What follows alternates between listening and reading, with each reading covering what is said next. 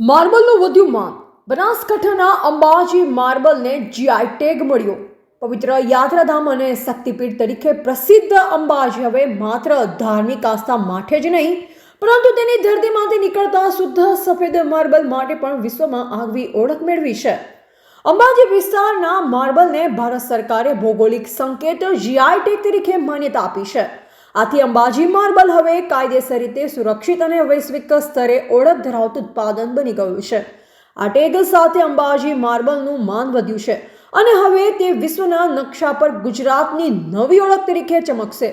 અંબાજી વિસ્તારનું માર્બલ તેની દુધિયા સફેદ ચમક, ટકાઉપણ અને પ્રાકૃતિક સૌંદર્ય માટે જાણીતા છે. આ માર્બલનો ઉપયોગ અંબાજી મંદિર સહિત અનેક ધાર્મિક સ્થળો, સ્મારકો અને ભવ્ય ઇમારતોમાં થાય છે.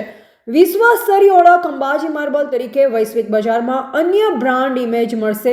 નકલી ઉત્પાદનો સામે સુરક્ષા. અન્ય વિસ્તારોના માર્બલને અંબાજી માર્બલ તરીકે વેચી શકાશે નહીં.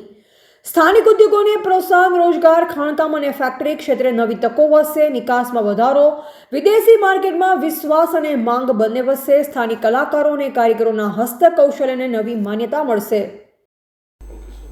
સમગ્ર બનાસવાસીઓને ગૌરવભેર જણાવતા ખૂબ જ આનંદ થાય છે કે અંબાજીની ધરતીમાંથી જે શુદ્ધ સફેદ માર્બલ નીકળે છે તેને ભારત સરકાર દ્વારા જીઆઈ ટેગ એટલે કે જિયોગ્રાફિકલ ઇન્ડિકેશનની માન્યતા મળી છે.